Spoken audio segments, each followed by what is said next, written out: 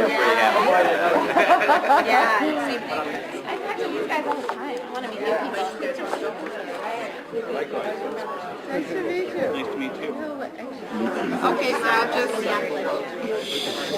Oh, no, that they... My name is Abbey Cofsky. I'm a senior program officer here at the Robert Wood Johnson Foundation. And I am absolutely delighted to be the very first person to welcome you and to celebrate your status and your recognition as an RWJF Roadmaps to Health Prize winner. So congratulations to all of you.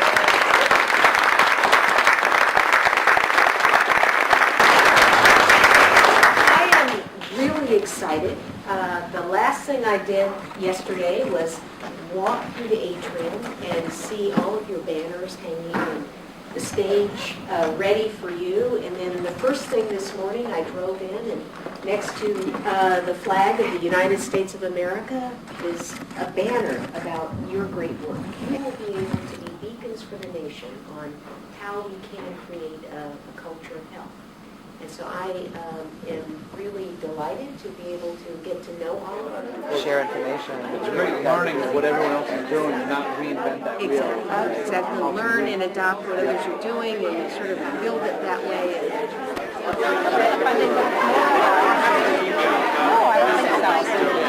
Lauren Smith, because of the BP, I mean, there's that common touch point from EPA, so it's a combination of the governor's office, but also I think everybody's working together. That's right.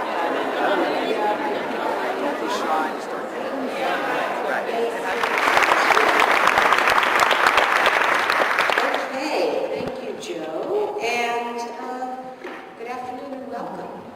This is a fabulous day, and I am just thrilled to be welcoming you all for the first Roadmaps Health Prize. Looking out here and seeing the chairs filled with people who are truly changing America is even more awesome than I could imagine. So I want folks that really made this all come together had to really work hard to come up with just the right set of people. And it is a real honor because you reflect so well on the journey that we're all trying to take to have a culture of health here in America.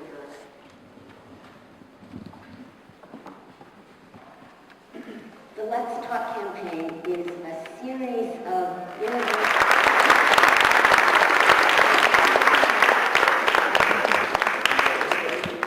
So congratulations to all of you who are following the sun. Congratulations.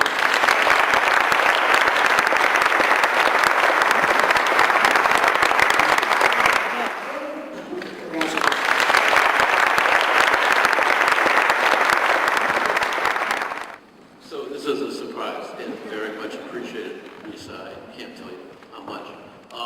So very briefly, a couple of things come to mind. One thing, Lisa knows everything, but one thing she probably doesn't know is that the first grant I ever got when I was a second-year pediatric resident in the South Bronx was in the first year that the foundation was opened in 1971. And I've been getting supported and having colleagueship with this foundation those whole that whole 41 years. So that's been a great trip, and I thank you and all your predecessors.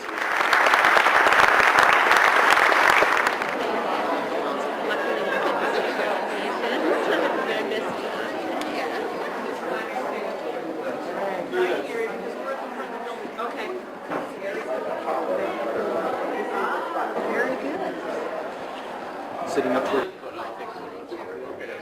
I'm Michelle. I'm the Assistant Vice President here at the Foundation for the Health Group. For those who don't know us very well, we have two groups, health and healthcare. Our group does childhood obesity, vulnerable populations, and public health issues broadly. We also handle our New Jersey portfolio. The General had a long commitment here in the state of New Jersey before he passed away, and we continue that legacy to this day. So, and you heard Dave mention this morning that we're 40 years old this year. So, and right now we're going to be talking about Fall River and Manistee. Did I get that right? I said it correctly? Okay. We are the 10th largest city in Massachusetts, but It's half wood and water. work to achieve it together and bringing more people to the table. So thank you very much. Thank you. Hands. Why don't you go first? Oh, and Dave too. Mass, I know how challenging it can be, but I also know how passionate people are about it and wanting to make sure that it thrives. And I think both Fall River and Manistee are great examples. And when we were doing the prize selection, we really wanted to make sure that we had a wide representation across big cities, rural areas, as well as small towns, because people need to see themselves and see what inspiration you all bring. So thank you so much. It's really moving. So what we're going to do now is you can either sit here, the folks who presented, or you can sit in the 3 years now or 4, we've had a committee that meets on a monthly basis to try and encourage employers to come to the table, learn about, what it's all about, how to implement, why they should, what's in it for them, and also have yearly forums. And so for Manistee, I'm curious because it sounds like from your farmers market, your employers are already your businesses are starting to see some returns in terms of their generation. So what's the trick there? And how do you sort of bridge that to other places? Manistee is a little bit different now with their businesses. Being that I'm the executive director, I already have a good relationship with our businesses. And with me, when we have something like the hospital will put on a health fair once a year. All the businesses get involved. Zumba, Christie, early childhood development, the tribe, everybody just gets together. Anything health related, educational, everybody gets into the elementary school and they have a big health fair. The entire community gets involved. They cooperate, and I mean that's an important point to get out. It's like we're all in this together. We're united in Santa Cruz County. Give like a report card for the community places that have healthy choices in the community. Oh, we get a sheet and we have criteria, and we have welcome points. We set up different criteria. For example, the business has to have, I guess, a healthier food alternative.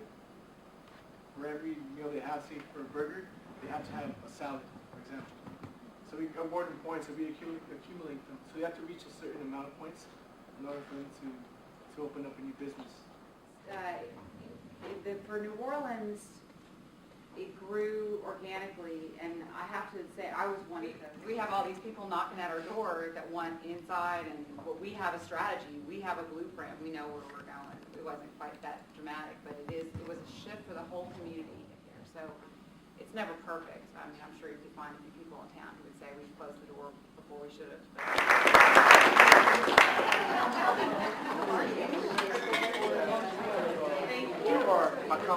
Abbey Cofsky, I'm a senior program officer here at the Robert Wood Johnson Foundation, and we are delighted to introduce our presenters from Fall River to get us started this afternoon. Tough place on the bill, right? The last of the afternoon. So we're going to do our best to keep you engaged so you won't fall asleep. So we don't necessarily do every single one of these things, but we have plans eventually to get to every one of these things.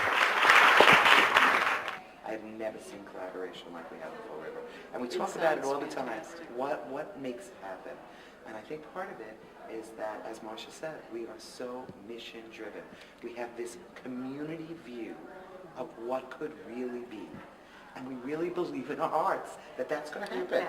Right? We are so nationally supportive of this work, and locally their members have also been among the leaders in your community.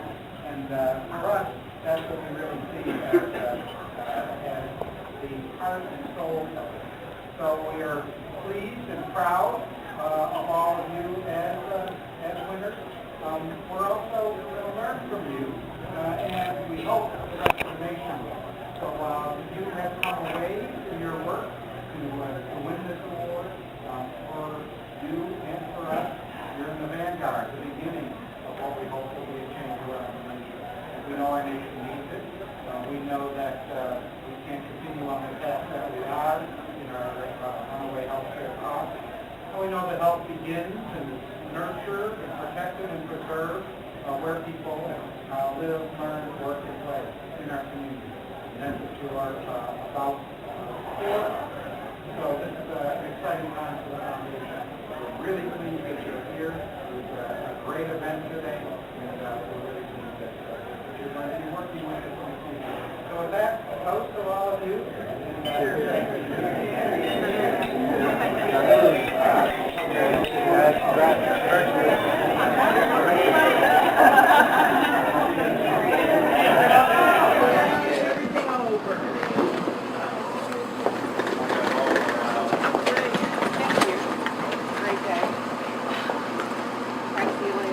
Johnson's Foundation from Fall River.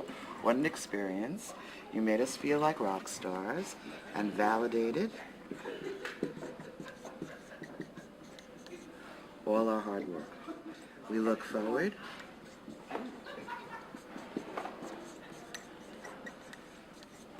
to our continued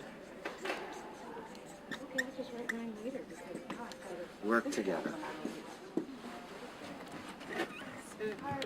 The brownfield, that's how it's funded. Oh, well, Brownfield That's is a huge program, so, Yeah. okay, that's very good. You ready for day 2? Yeah. We were able to work on articulating what we wanted to say. And I've now noticed that when any of us get up to speak, we are using that same language and those same things that we brought to the table. So it has helped create for us great speaking points and great succinct ways to communicate things that we might have rambled on about in the past. I just did in Manistee, the way they went from very small response to their farmers market to getting practically it being a festival every week and connecting it to other things going on into the community. And we presented together, so I was able to find out a little bit more about that. But I think there needs to be more opportunity to go to deeper and on individual topics. What would help you as your community move forward and use this opportunity to move forward? And secondly, going to your points about how do we help others in our region and our nation do that. So you've started to touch on that with some recommendations about how we use this event. But moving forward, how can we learn from each other?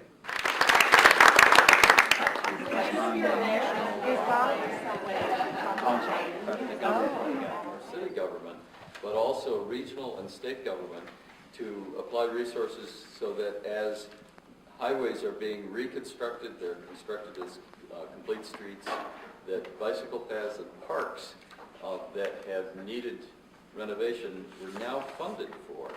So that's going forward. So one of the things in New Orleans that we're really focused on is how do we coordinate our resources better? And we're doing that through place-based development. So if you look, we're building a new hospital in New Orleans East, but right by that hospital is a park and playgrounds and also a library. So if I'm a nurse at this hospital and it's summer, well, I know that I can put my kids in the library, so they're going to get some educational